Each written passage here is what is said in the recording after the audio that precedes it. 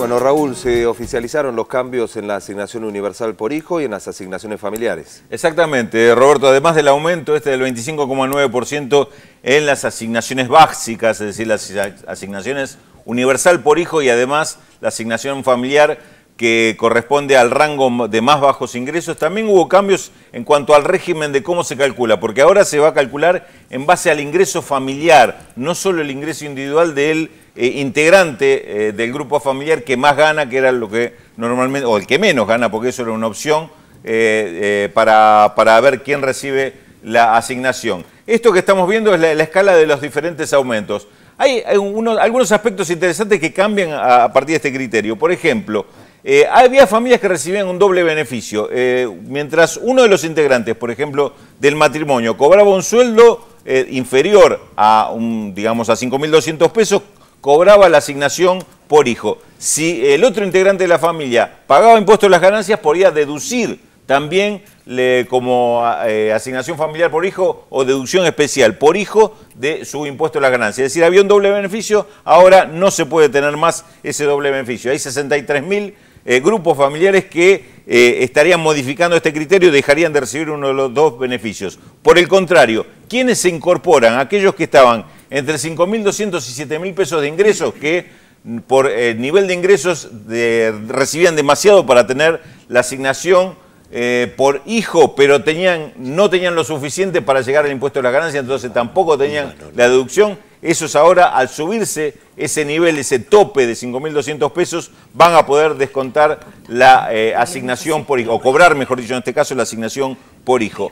Quedan, sin embargo, algunas dudas, algunos interrogantes. Por ejemplo, aquellos que estaban en el nivel o el rango más bajo, que cobraban 270 pesos, pero tienen el cónyuge, por ejemplo, que tiene otro ingreso, sí. Es decir, como ahora se suman esos ingresos familiares, dejan de estar en la categoría más baja y pasan a un rango superior. Recordemos que las asignaciones, como son progresivas, es más alta la asignación para la categoría más baja y más baja la asignación para las categorías de ingresos más altas. Ahora, al sumarse los ingresos y cambiar de categoría, puede ser que esta familia se vea perjudicada, que cobraba 270 pesos por hijo y en vez de pasar a 340 pesos por hijo, al saltar de categoría pasa a 160, de 270 a 160. En la ANSES prometieron estudiar este caso, a ver a cuántas familias afecta, porque realmente no lo tuvieron en cuenta, que esto podía perjudicar a alguna familia, no necesariamente de altos ingresos. Estamos hablando de ingresos medios o inclusive bajos, porque si hablamos de, por ejemplo, 2 sueldos de 4.000 pesos, no estamos hablando de una familia de ingresos demasiado acomodados. Algunos de los aspectos que tienen que ver con este sistema, estos cambios en el sistema, que buscan hacer más justicia, pero que indudablemente necesitan ajustes hasta que termine de complementarse. Hay otro tema, si me permiten comentar. Estamos recibiendo muchos llamados de los televidentes con respecto al comentario que hicimos anteriormente respecto de las protestas que hubo ayer y los cacerolazos. Hicimos un análisis sobre algunos de los aspectos que tienen que ver con los reclamos o algunas de las consignas económicas que se lanzaron, como por ejemplo el tema del dólar, el tema de la corrupción, el tema de la inflación, y marcábamos algunas contradicciones que había con eso. Muchos se están llamando diciendo que ellos no fueron a protestar por eso o que protestaron pero por el tema de inseguridad.